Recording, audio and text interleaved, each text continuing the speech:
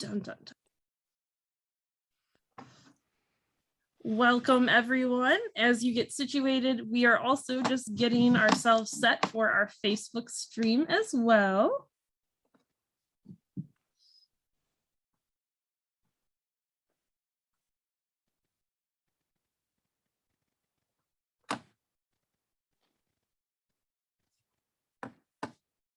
All right. We are almost live.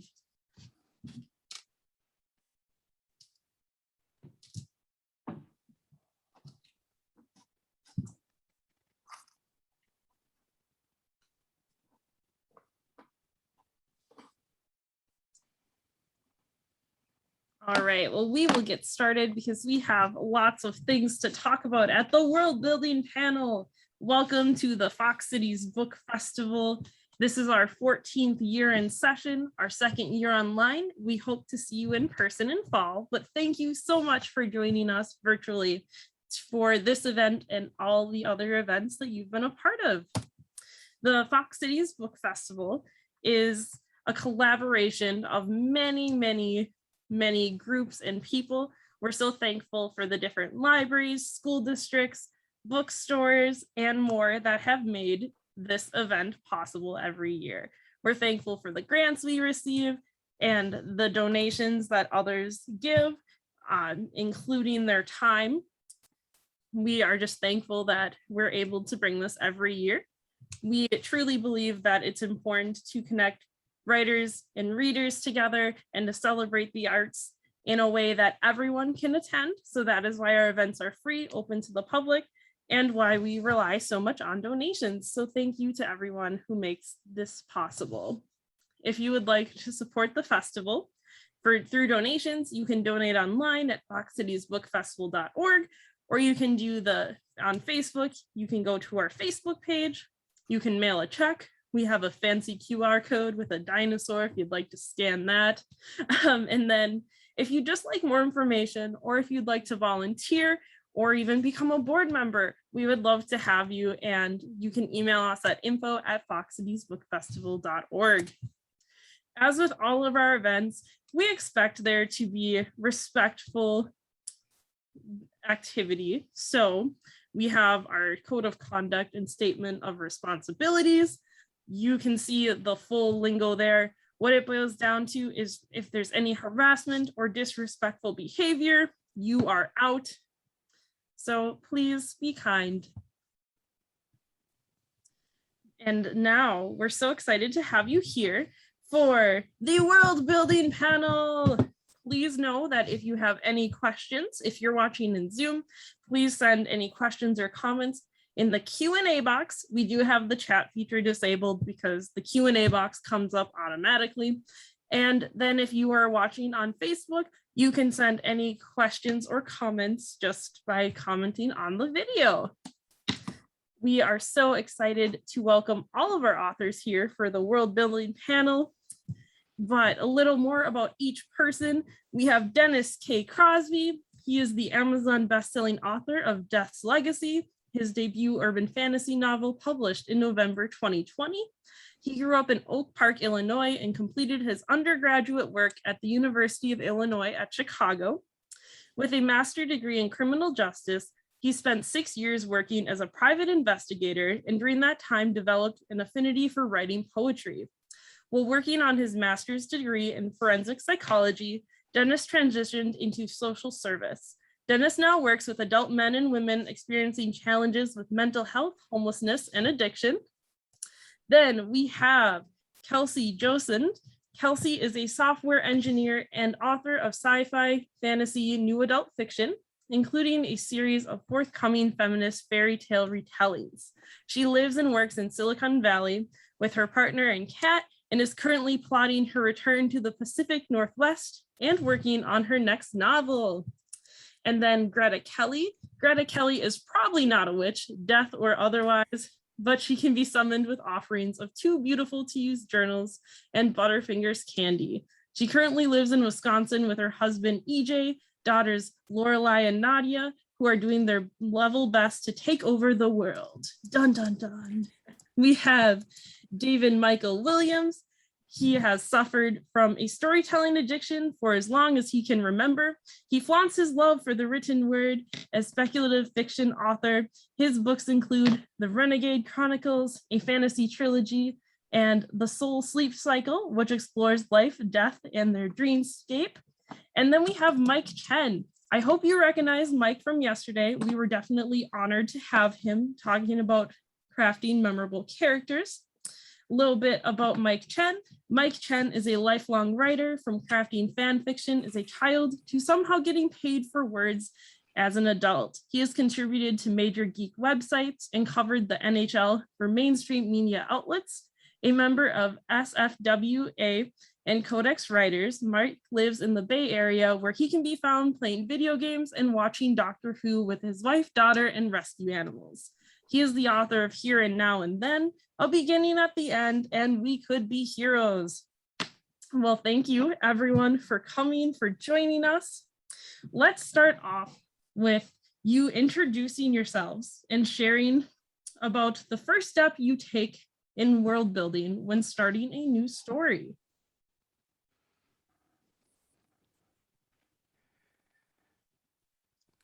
I can start if you want. Let's see. So for me, I do a lot of, like when I first start out, I have a general idea of the character and kind of the story that I want to tell. I'll just kind of write, and I'll see what happens with it. I'll write up to a point, at least where I start to get stuck, or where the ideas start to become a little out of the box, so to speak. And then I'll take some time and kind of step back and see what I need to do to kind of bring that stuff back in to make it a little bit more palatable. I think the beauty about writing fiction, urban fiction, the way that I do, is that you can do almost anything, but you still want to make sure that there are some rules in place. You don't just want everything floating all around the ether. So having some boundaries and some guidelines within that world are important in order to you want people to suspend their disbelief, but you don't want them to have to do it to a large degree, which is why I like the urban fantasy setting, because I can root some of those crazy thoughts and ideas in the boundaries of the real world as well, and just kind of open a doorway into some other magical realm, but then always bring it back to something that people can truly relate to. I like I'll that. go Yeah. next. Oh, sorry. I was just going to add that with my first world that I was building, it was a little bit chaotic, and it was a lot of disparate and sporadic Word documents writing about, history and timelines and kind of almost essays. And I would just write more as I needed to explore more. So that was a little bit more organic. But then in recent years, I developed something of a world building template that I use that really starts out at that macro level and answering some fundamental questions about that world or worlds or universe, solar systems, whatever it may be. And then each step kind of digs in a little bit deeper and informs and inspires kind of the next step. And depending on, how granular one wants to get, you can go down to, a city, a neighborhood, a family. So it really kind of depends on the scope as well. Yeah, I'm kind of with you, David. I usually start big. I have a political science background, so I usually start with drawing out maps, because I find that, who has water, who has access to ports, who's stuck in the mountains and cold areas, all of that ends up informing and feeding into your main conflicts. So I usually start big with maps and origin stories and, broad sweeps of who believes what and who doesn't like these people because they believe that, and kind of all those big sources of human conflict. They're the same even if you're talking about second world fantasy or fantasy here. Sure. So I usually start in the big stuff. I like to start with like the theme or the point that I'm going to be making with the book, and then design the characters and the world around that in a way that will support it. So like that might mean that I need to make the world very similar to ours because I want to be making a point that's very specific and related to the real world. or it might mean that it needs to be very much in the vein of like traditional fantasy, because I want to be like having some commentary on traditional fantasy. And like, I don't just let myself go totally crazy and coming up with a world. I want it to be like in conversation with something. I think I wind up doing it a little bit differently than a lot of people, because I kind of reverse engineer my world building. I'm really focused on character first. So I do character and then plot. And then when I actually get going in there, I start making placeholders of like, I make enough world building that I know the broad strokes so I can keep some consistency as I go. But in my first draft, I wind up doing a lot of placeholders of like, you know, technology goes here, or like transportation goes here. And then I wind up making a big list of what that is. So then those items can be filled in as I do the draft later. And it's mostly because I really don't like world building, but I have to do it. I have some friends who like will start with like their binders of political systems and economic systems and magic systems, and I just can't do that. So for me, it's character first, but knowing that the world building is essential to the feel and the consistency and the tone of the work, I make a ton of notes and I use spreadsheets. The power of spreadsheet. Then we have a question more for Greta and David. Your newest novels, The Lost Tale of Sir Lancelot and The Frozen Crown, are influenced heavily by classic fantasy settings. How did you put your own spin on these settings to try to fit the story you wanted to tell? Why don't you jump in first, Greta? Sure. Well, for me with The Frozen Crown, I mean, I do love like all the classic fantasy stories, but I wanted that book to feel like a really good game of Dungeons and Dragons, where even if your characters aren't in this particular city, that stuff is still happening anyway. So I wanted the world to feel very lived in. And, you know, even though it's not Earth, also like a real world that people would actually be in. And I think another thing that was important, I've been lucky to do a lot of traveling, obviously, before COVID. And I really wanted to encapsulate worlds that looked like ours, that had varied cultures and varied people of varied backgrounds. And I think the operative word is lived in. I just wanted them to feel like real places. So how about you, David? Yeah, for The Lost Tale of Sir Lancelot, I actually had to do some world building on two different worlds because it's a portal fantasy, and my main characters were LARPers who had their own D&D-esque world. And then they get sucked to a different fantasy world. So I had to do a little bit of double duty. And that first one, their LARPing world was very much traditional fantasy. But I challenged myself to at least make it different in ways with adding some humor in there, because it is a YA portal fantasy, mostly targeting male audience. I thought humor was very important. So I have a character, Elvish Presley. I have the staff of Ermagerd. So things that, you know, sound kind of like, oh yeah, that would be in, you know, a very traditional world, but with a little bit more of a fun, frivolous bent to it. And then for the other world, where they end up, Othweir, that is where I tried to subvert a little bit more the expectations. Not only to make it more interesting to the reader, but because the characters find themselves somewhere that is a little familiar, but not exactly what they're used to doing in their imagination. So sometimes the heroes could successfully guess their way through obstacles based on fantasy tropes. Other times their assumptions led them astray. So it really kind of let me play with those genre expectations and frankly get a bit meta at times. But with Othweir, I'm like, I can't really do elves and dwarves there. I want things that are kind of familiar. And so I challenged myself to come up with 8 unique races, and some made it in, some only get mentioned because it's not that long of a book, but it was kind of fun to really sort of push myself then in that way, since so much was familiar with where they LARPed, but versus where they end up, they're kind of encountering creatures where, well, this looks like an evil creature, but maybe it is and maybe it isn't. So Thank you. It's definitely a complex thing, right? And then for everyone, in your most recent books, what topics did you have to research the most to ensure a compelling and realistic world?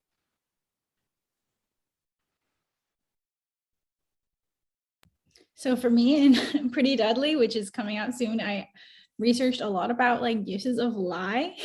Because I decided I was gonna set it in like not Scandinavia, like made up fake, vaguely inspired by Scandinavia. And I was like, I could just use explosives that are totally normal and like technologies that everyone's heard of, but I knew that like lie played a role from like some basic research I had done. And so then I decided I was going to make lie be the explosive of choice. And so that was a fun deep dive into like the chemistry of lie. So one thing that I try to do, because most of my stuff, like it's very character driven, like the technology and the world building support the stories more than drive the stories. So what I try to do is have enough real pseudo realistic, like pseudo believable science in there.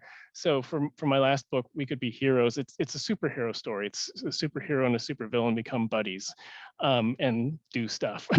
But there is a through line with what you eventually find out to be like their antagonist. And I wanted it to be grounded in reality without too many spoilers, like just the way that electricity works, the way that electricity travels, the way that electricity is used within the human body. So I did look that up so that there was just enough ground in reality that like, okay, it could theoretically be real with some extremely advanced technology, but more importantly, like that gave a framework for consistency so that it didn't sound too much like I was just totally making it up. And because the goal is just to keep the reader in the moment so that it doesn't sound like they're pulled out and questioning, like, is this even plausible? Does this even make sense? I'm glad you mentioned that, Mike, because I always do research like, oh God, how long does it take someone to get from A to B on a horseback or by a ship, or what do sword fights actually look like? So for me, a lot of the research goes into kind of the same way of just like maintaining that suspension of disbelief. And so I don't look like a complete idiot when I say something. And people are like, this lady doesn't know what she's talking about.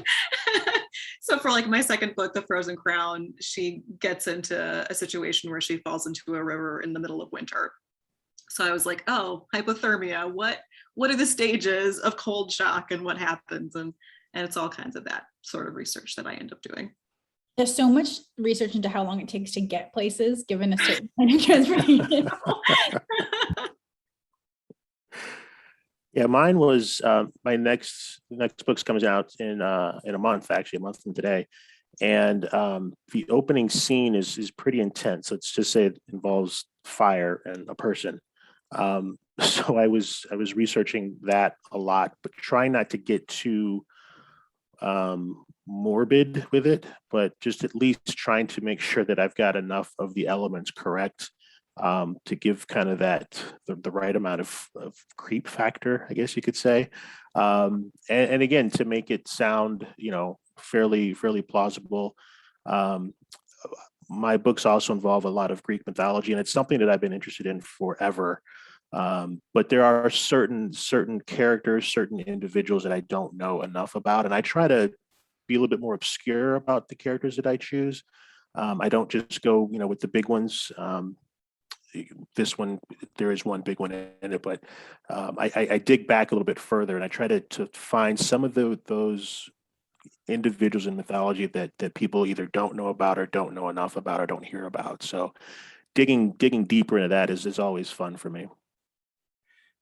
For me, I found that a lot of my research for the otherworldly fantasy I write is more of like a discovery and drawing upon things that I remember learning, and then I'll go to Wikipedia or find a book or all references to the land of fairy and just kind of geek out on that. But I actually found that I had to do a lot more research when I was doing my Dreampunk trilogy, which is half rooted in the real world and then half in the dreamscape, and found myself researching sleep science, neuroscience, and then oddly Norse mythology. So I actually probably researched that series more because so much of it was based in the real world, and that I wanted the science to match up with the paranormal aspects and for there to be explanations of the extraordinary.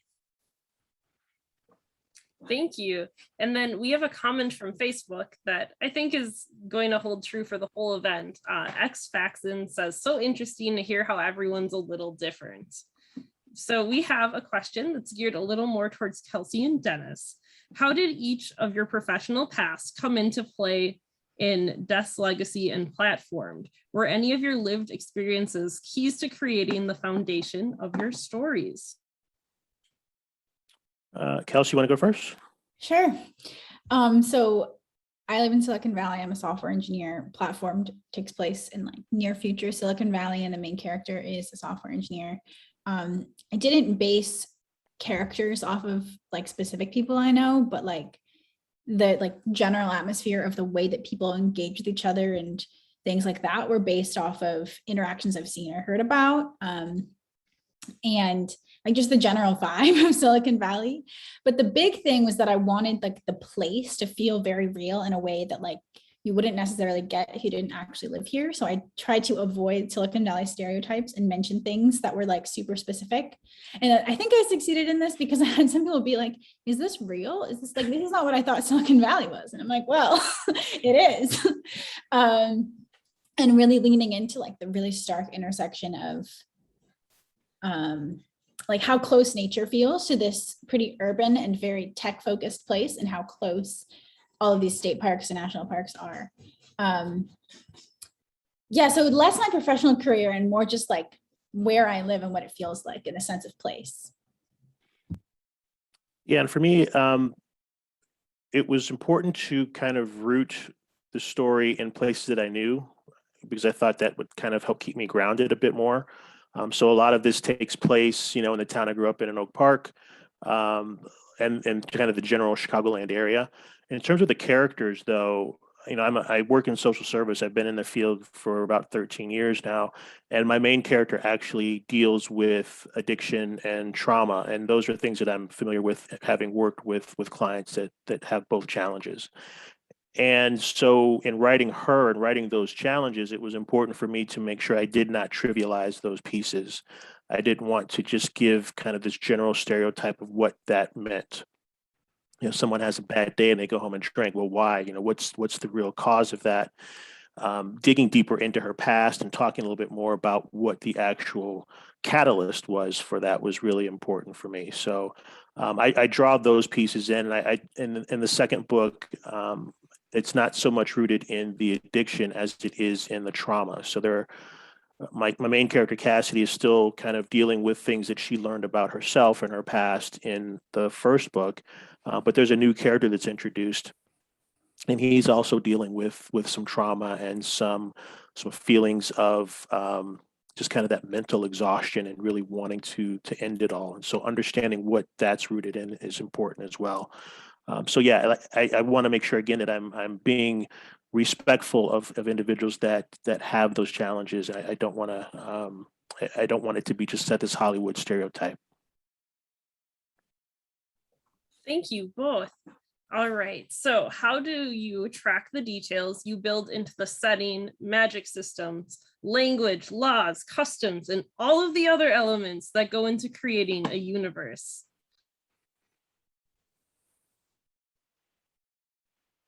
I mean, like Mike, I use spreadsheets.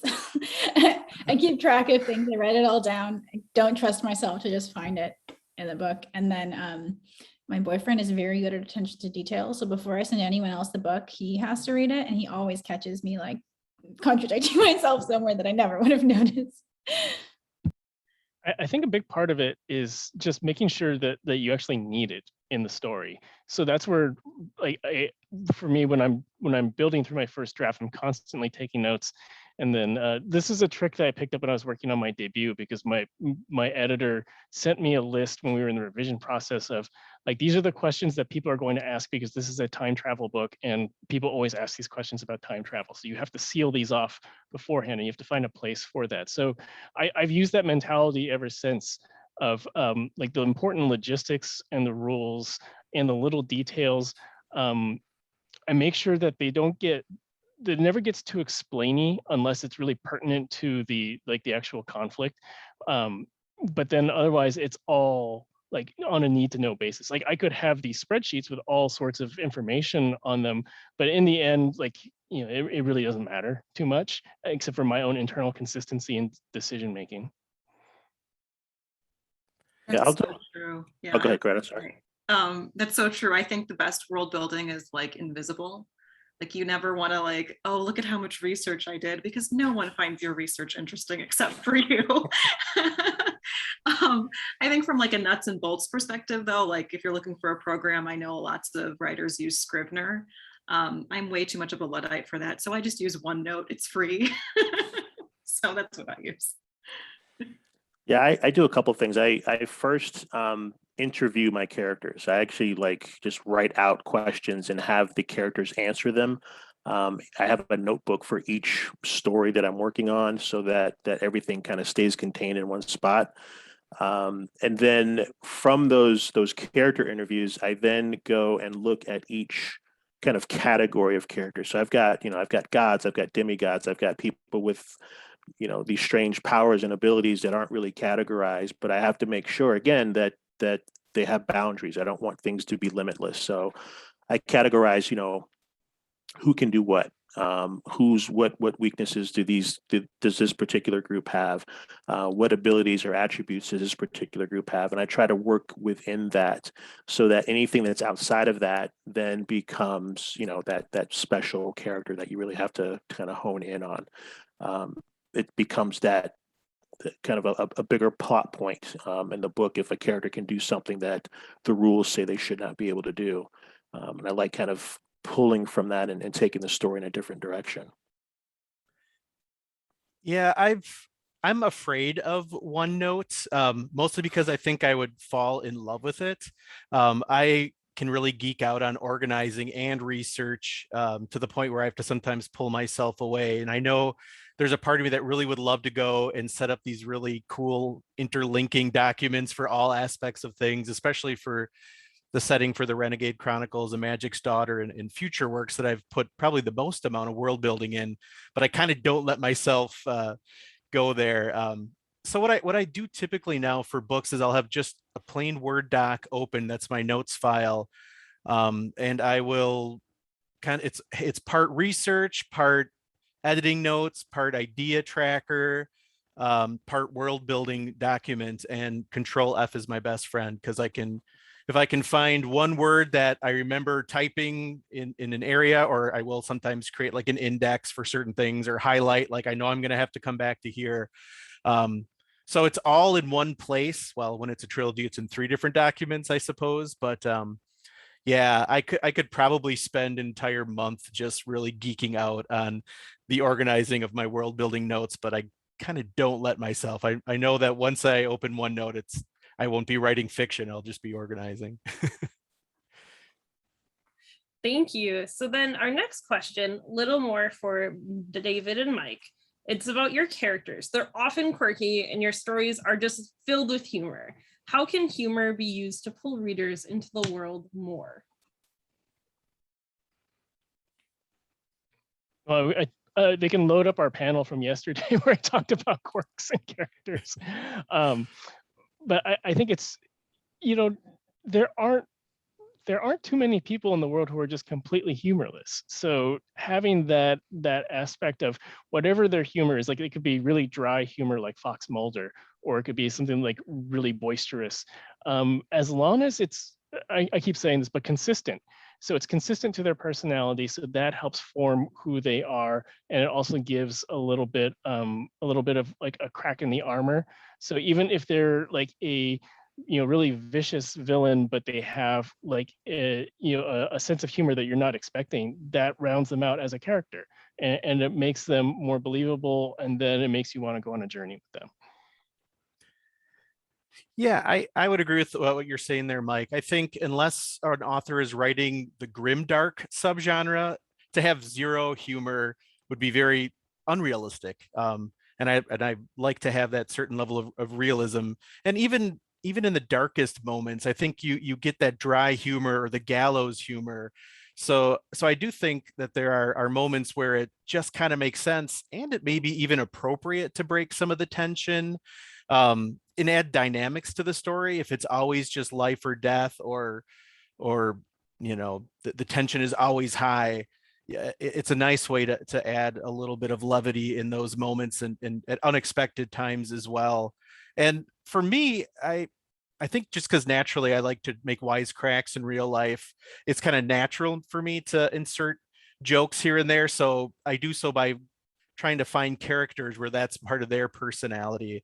And again, like consistent, you don't want to have your, very serious brooding character suddenly go into a stand-up routine.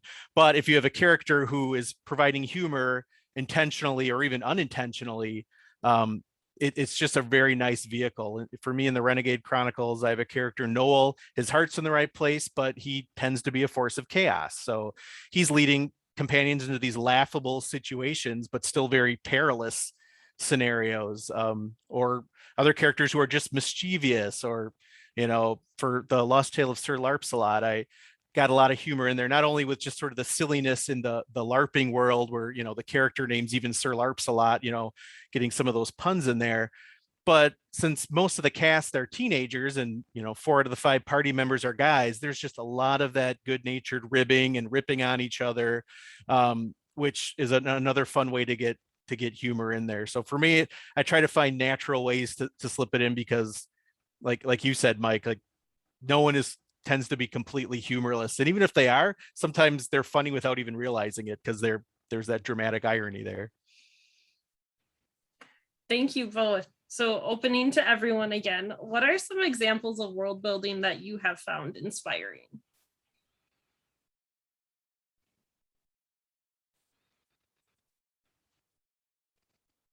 So I'm going to shout out for my friend Fonda Lee, whose upcoming Jade Legacy closes out the Greenbone trilogy in, I think, late November. And so the depth of her world building, she has created this second world urban fantasy that's inspired by 70s gangster movies, by Hong Kong cinema, by magic, all these things. And it's all melded seamlessly together into, there's a reason why it wins awards. It's so good.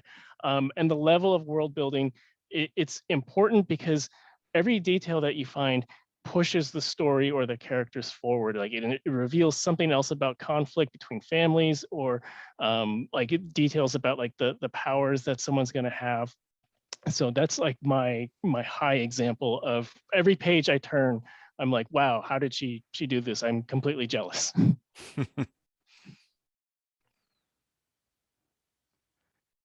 I actually think a lot of the world building that I find most fascinating and inspiring kind of is almost more of a graphical nature. I think of, Avatar: The Last Airbender, and just those really rich worlds and lands, and even graphic novels like Monstrous, where you don't have a lot of words on the page, and the imagery really has to work hand in hand with the politics and the magic systems. So for me, and I think someone had said it very earlier here, it's like it works best when it's in the background and it's not beating you over the head with, look how interesting and unique and different I am. It's when you're just pulled into the world, and then when you're done, you're like, man, I really want to visit there. Oh, too bad it doesn't really exist anywhere other than our collective imagination. So I kind of think that, you get a little bit of a little bit of an advantage when it's a more graphical nature, because you can, you get the vivid colors or the drab landscapes and things like that, which help. But again, with like graphic novels, you really have to be so much more efficient with your page count and such, that for me, I try to grab what I can from that. And it's like, even if it's just a little image on a page that can really just fill volumes in your imagination and mind of what it's communicating. So I don't know, for some reason, my mind goes more to those visual media, and like, man, how can I reproduce that in my readers' imaginations and minds as I explained using words alone? Yeah, I'm a most similar mind to that. The visual piece, I think, is always fascinating to me. But I like it when I've seen it in print and then translated well into that visual medium. So I get more inspired by like Neil Gaiman, his works, Good Omens, American Gods, even Lucifer, on television. And again, I think that's what draws me to urban fantasy so much, is because all of that takes place, in the real world, but there are these otherworldly magical elements that are blended in, and they're done so well that it seems like, no one else is really aware of it, but it's still happening. The characters are aware of it. They're a part of these two worlds, but the rest of the world isn't necessarily involved in that. I see a lot of it too in some of the YA works. The Percy Jackson series, I absolutely love that. I think that's just so well done. And I hope to be able to write a YA story that's just as compelling. Again, just kind of filling that real world with those extra elements that people don't normally see. Yeah, Neil Gaiman, definitely one of the best world builders, and anything he writes. And man, Sandman as a graphic novel series should just be required reading for anyone writing speculative fiction. I'm sorry, it's not even world building; it's reality building.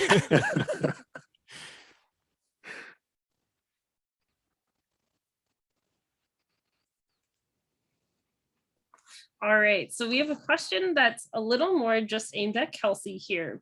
So you read 108 books in 2020. Can you share a bit more about how your reading list informs your own world building? Yeah, I mean, so far in 2021, I've read even more than that, and the year is not even over.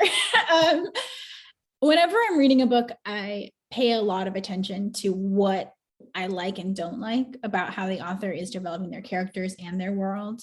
Obviously I'm paying attention to the way they actually write, but I know what I want, how I want to write. So I'm paying less attention to that aspect. I'm paying a lot of attention to the character and world development. And I take lots of notes and highlight things. And I'm that person. I always have to take photos of library books because I need to save things. And I keep a notebook with all the things that are effective and not, in various things that I've read, short stories and multi-book series or standalones, and noticing how those have different, how different things contribute to building an effective world in a different amount of space. And then I try to steal the things I like, and then make sure I'm not doing the things that didn't work for me as a reader, using myself as a test, I guess, for what is going to work or not. Thank you. All right, so what advice do you have, and this is for everyone, for aspiring authors concerning the link between world building and character creating? And how do you ensure the details of the world push your character, of how the world will push your character's story forward? And I think I kind of have alluded to, I view the world almost like another character. And I try to make sure that it is a character that pushes the actual protagonist in a useful way. In Platformed, I almost feel like the world is the antagonist. There isn't a single person who represents the things that the main character is pushing against, but the world around her and the way that other characters engage with that world is that force. And I don't always do that, but I think that's an interesting way to do it, and something that I find myself falling back on a lot. And building that world as you build your character to do that kind of dynamic, I think is really interesting. And I love when I see that in other people's books. Yeah, I think that link needs to be quite strong. Otherwise, you get what some of us have alluded to earlier, the info dumps, the expository things that kill your pace. And suddenly we're not even in our character's head anymore. We're just going on a tour of a city or, a locale.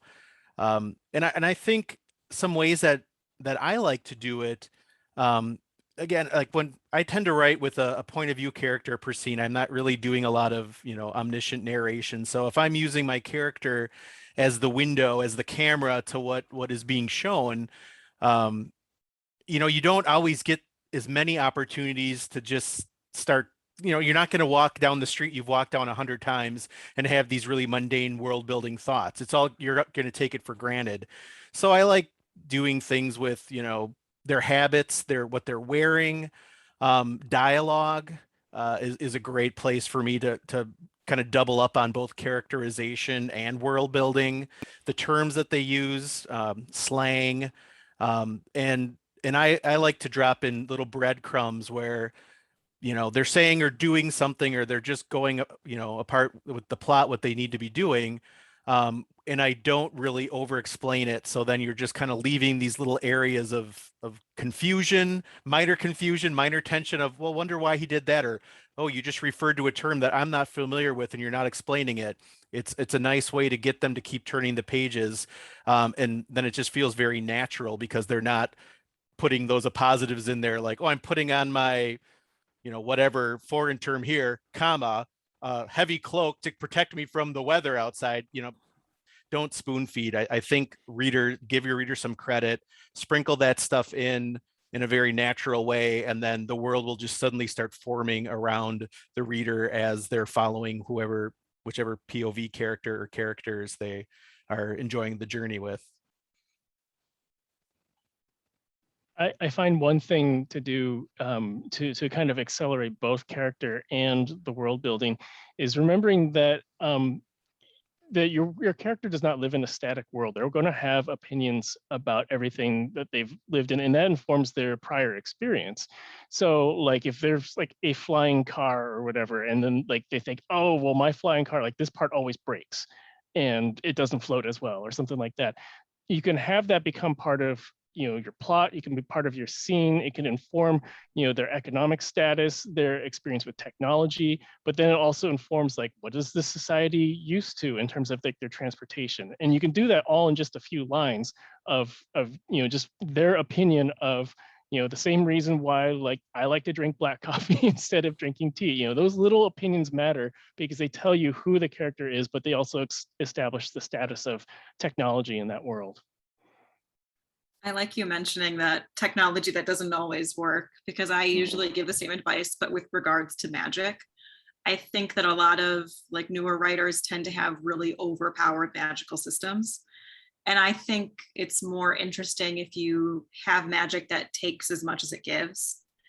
Because if magic solved everything, then like, where's the conflict of your story from? So I always think, if you're going to add these story elements like magic or technology, it also needs to create problems. It also needs to create obstacles and feed into the conflict of the story that you're, trying to get people interested in. Yeah, the world, for me has to be as much of a protagonist or antagonist, often more the antagonist, as any other actual character. The setting for me has to throw up those obstacles and those blockades for my character so that she's feeling that extra challenge. She's not just blocked by the things that the big bad villain is trying to block her from. She's also blocked by the rules of the world that she's in. She's also blocked by the norms of the world that she lives in.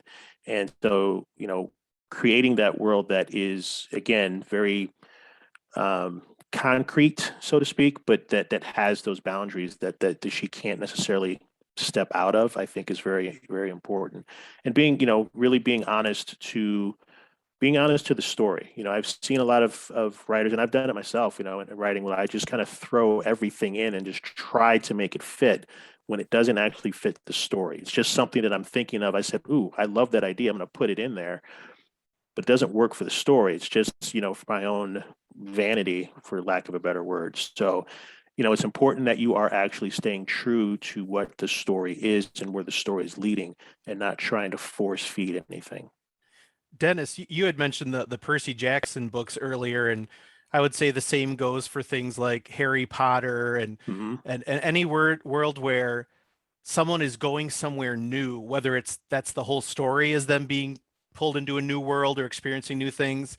That's a device that can be very useful when you want to do some heavy lifting world building. It can get Yep. overdone, it can get Yeah. clunky, but it doesn't have to be the whole story. It can be, I'm going here for the first time and here are my impressions. Here's what I've heard and here's how reality is matching up to my expectations. So I do think there are scenarios you can come up with when you really do need to lean a little bit more into the world building versus some of the other things. But again, it's kind of tried and true, but if you do it too often, it becomes trite. Exactly. Yeah, David, that solves the problem you were mentioning earlier of like, you're not remarking on the everyday parts of your life. So if you have a character in a totally new place, that way you can remark on the everyday parts of their life because it's not every day anymore. Yeah. Thank you. Those are definitely some good suggestions and even some good references to a lot of things that we have read or we have encountered too. So question for Greta specifically, in writing a duology, what did you have to decide early to prep for book 2? And will there be new surprises in the final book regarding your setting or magic system? Oh, of course. With, I don't want to get too spoilery, but the Frozen Crown ends on a dramatic note. And the main character, Askia, is kind of ripped away from her everyday world into the heart of this empire that has invaded her people. The city is called Tolograd. And a lot of that was kind of inspired by my time living in Germany and traveling out throughout Eastern Europe.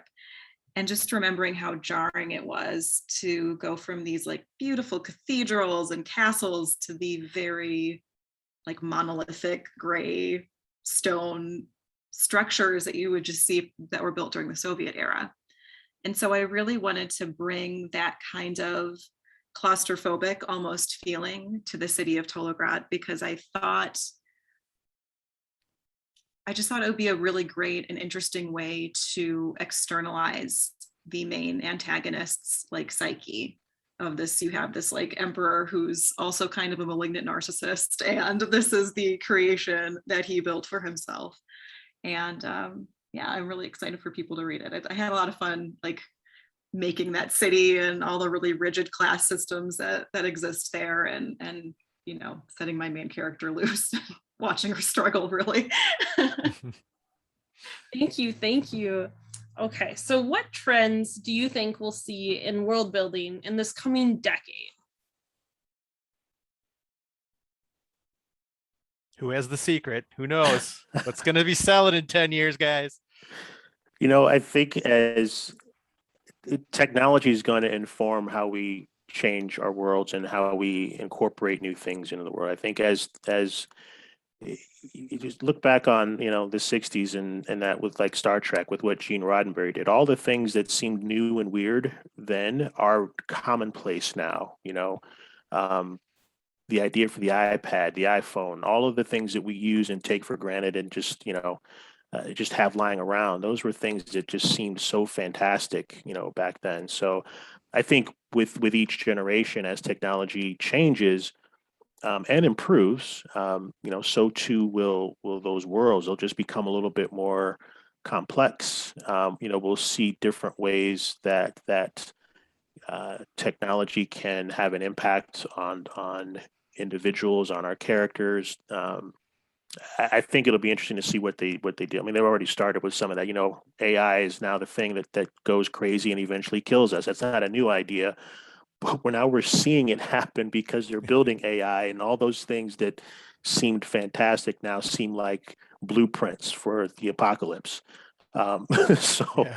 You know, we'll definitely see we'll see new ways to address the world problems and address challenges that we're having, but I think we'll also see new ways that we can have, you know, negative impacts on the world, which will feed into that conflict that then creates that new great story. Yeah, I kind of hand in hand with that, with, you know, Roddenberry and then you know, Asimov. They were writing so far ahead of their time. Mm-hmm. I don't know that too many, you know, sci-fi writers can go too far out anymore.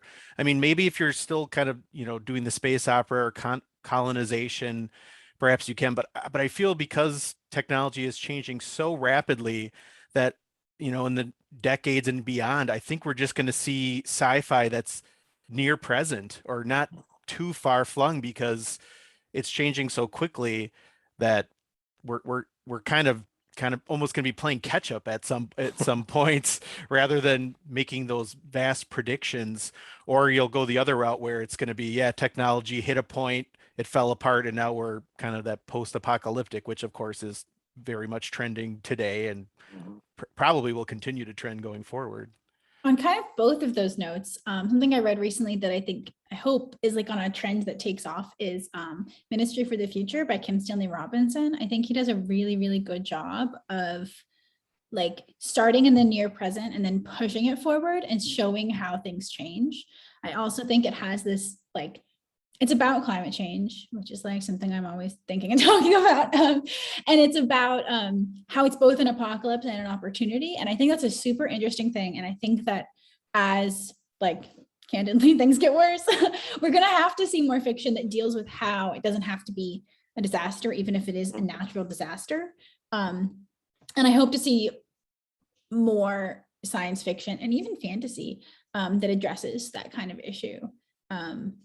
Both like the hard, like vast imagination and the groundedness and how you overcome an apocalypse without it being like the classic thing that we saw like a decade ago that was always like, we're going to overthrow this totalitarian regime. And it was like the same story in a bunch of different ways. I want to see different dystopias. Yeah, I was going to say the same thing about like climate fiction has really come to the forefront in the last few years. I think of last year's Philip K. Dick winner is Rode Out of Winter by Alison Stein. And then Blackfish City by Sam J. Miller was also up for the Nebulas. And things like that where they take, very unfortunately things that we are currently experiencing, but then to like another level. And the world building is like just the reality of like, resources are shifting, like your infrastructure is shifting, those types of things where, and then how do you, from a character perspective, how do you find humanity and rebuild a community around that? And I think there's going to be, you've already seen it in the past few years where like more of these titles are getting published, but I think as it's really weighing on everyone's mind and we're seeing it, like Kelsey, I'm in the Bay Area and we see our fires. It's like an annual thing now. And so now like we have to rethink, how are we going to live? How are we going to deal with like air and ashes falling in the air in the middle of August and things like that. So I think that's really going to inform our next decade of fiction. I love all of this. I want to read all of it. I find fantasy kind of almost paradoxical in that it's been very conservative and slow to change. I mean, we're still depending so much on what Tolkien did almost 100 years ago. It's still very feudal Europe. And I think as new voices are getting out there with the democratization of media, I do feel like we're pushing the envelope a little bit away from what we've always seen, but it's so slow going. And even with fantasy becoming much more mainstream in recent years, where people who maybe never even thought they'd pick up a fantasy book are binging Game of Thrones and things like that. It's becoming, not only acceptable, but kind of in vogue to be geeking out on stuff like this. It almost is like pulling against itself with Dungeons and Dragons now, just, 5th edition soaring in popularity. Again, all that stuff was directly derived from Tolkien. In fact, got sued a few times for going a little bit too close to what Tolkien did. But what I think is interesting is the nuance there. Even though we're still seeing magic and sword and elves, the nuance is, 5th edition and what's coming ahead from Wizards of the Coast is very much more like the social issues are becoming a piece of it. It's not so much like in the past where like every orc is evil, every minotaur is evil. Well, what does that mean? Or we're not going to just, kind of steal a bunch of facts from certain cultures and, paint it over something with, very light brushstrokes. That I think we're not going to see things change dramatically with sword and sorcery fantasy in particular. People are comfortable there. People grew up loving it. They don't want to stray too far in a lot of cases.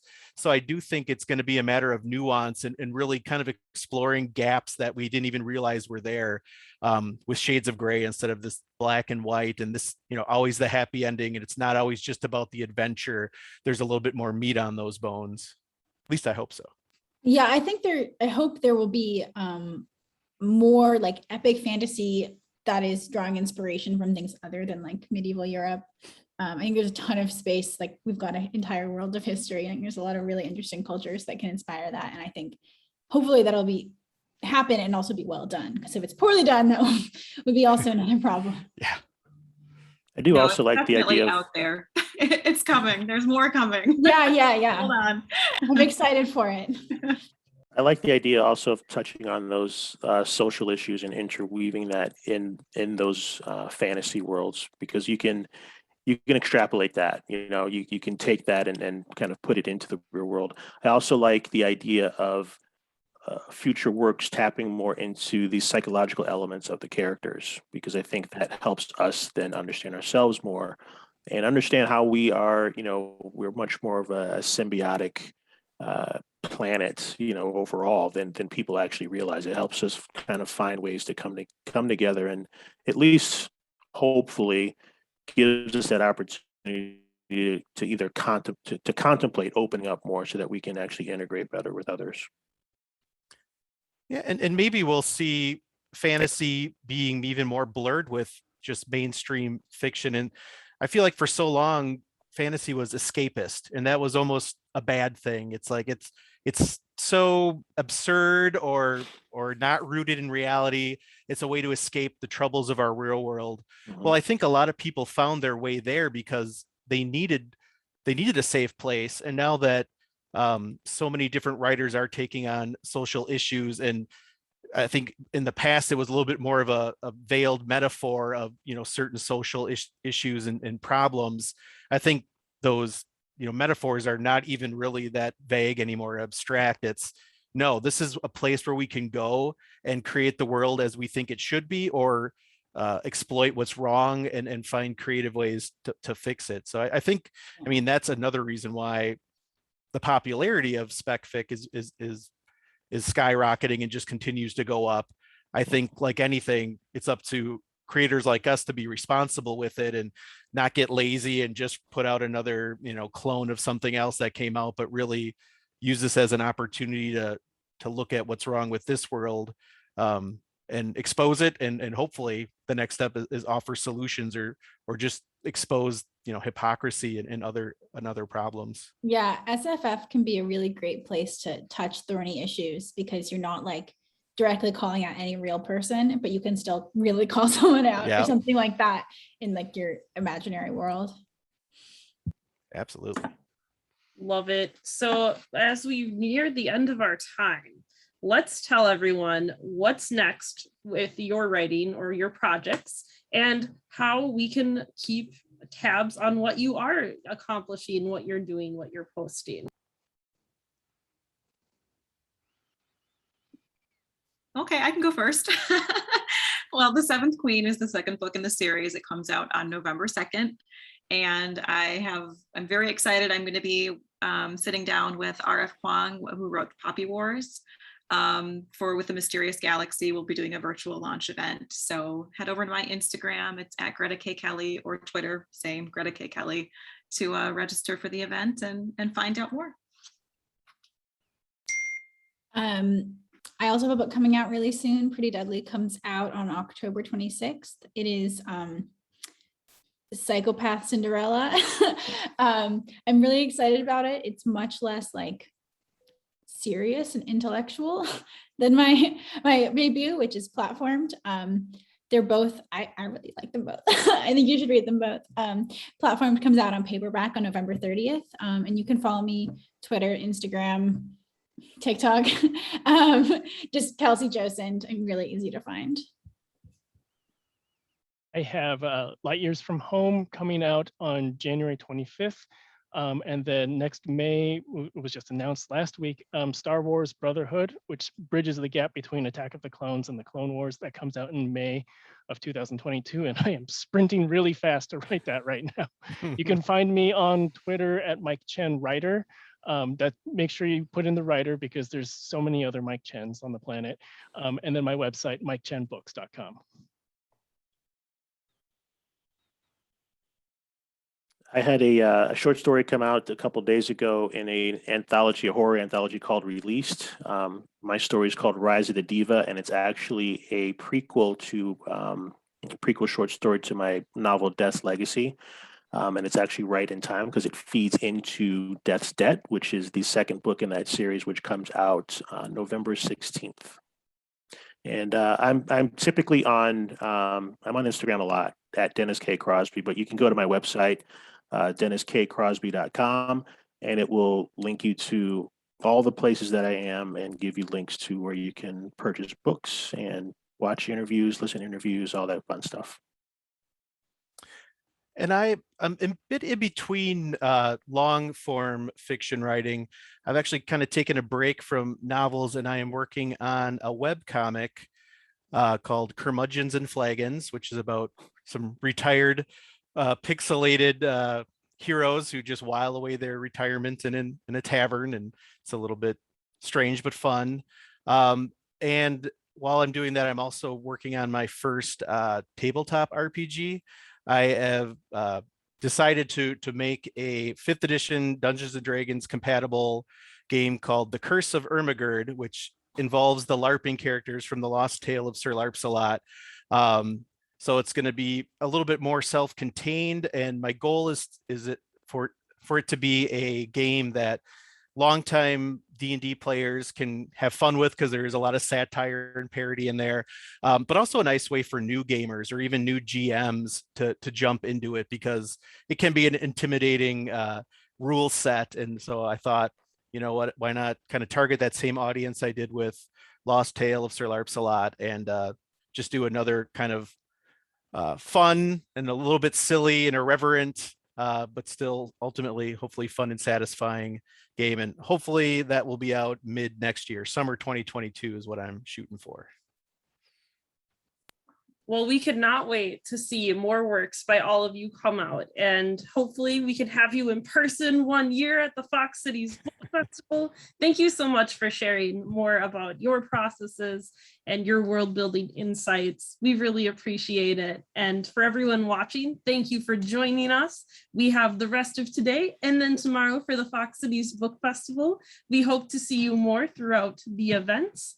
And then in the chat, we do have links to the websites for our authors. And then we have a link to where you can donate to the festival. And also, if you're willing to take a quick survey to help us plan for next year, those links are all in your chat. But thank you so much to everyone. And thanks again to our authors. Have a good day.